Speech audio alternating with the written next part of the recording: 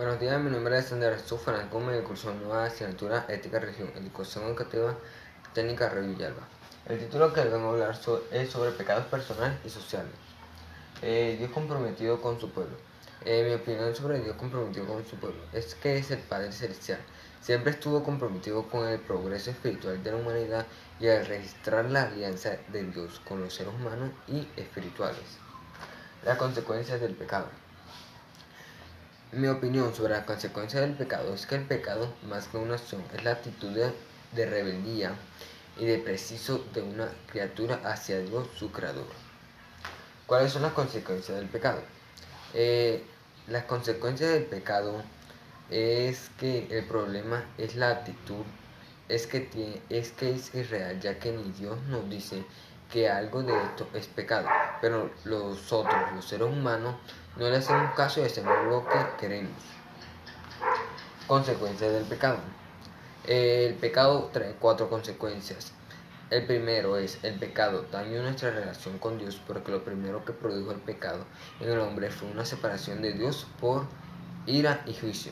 El segundo, el pecado daña la relación entre los hombres por cada quiso que iba a llevar toda la culpa sin aceptar la suya porque él no quería cargar con esa culpa.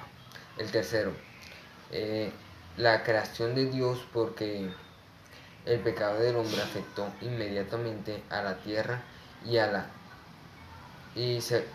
tierra y se volvió estéril, y los hombres se volvieron violentos en contra de la creación de Dios. Cuarto, el pecado trajo muerte física y eterna, porque nos separamos de Dios y de nuestro Creador y lejos de su presencia y de su gloria para siempre. ¿Cuál es el estado del pecado del hombre?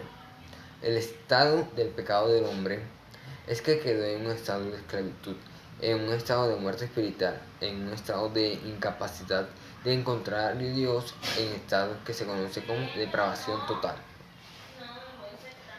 ¿Cuál es la solución para el pecado? La única salvación para el pecado es la gracia de Dios por Jesucristo, ya que a Dios, a través de la muerte de su Hijo, eliminó el pecado, y lo que debemos hacer es poner nuestra fe en Él. El pecado original. El pecado original es la causa del mal en el mundo.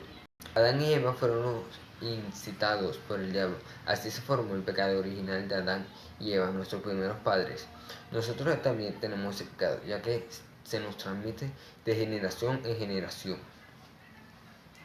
¿Qué consecuencias tiene el pecado original sobre nosotros?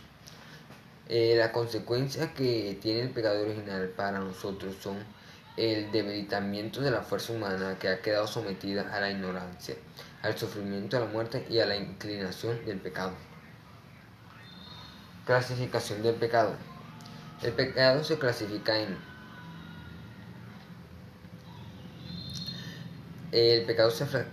en original y en personal. También se clasifica en habitual, estado típico de un pecado no repetido. También se puede clasificar en venial, olivo, también pecado mortal o grave.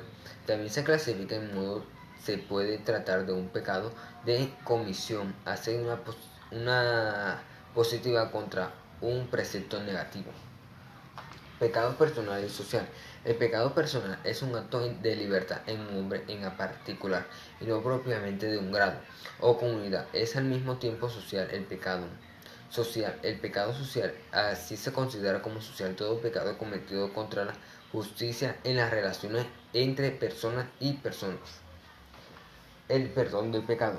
El perdón de los pecados. Para el perdón de los pecados, primero tenemos que hacer el bautismo para los pecados cometidos. Después del bautismo, dijo Cristo que instituyó el sacramento de la reconciliación, y la Iglesia tiene el poder de perdonar los pecados porque el mismo Cristo se lo ha dado. Muchas gracias.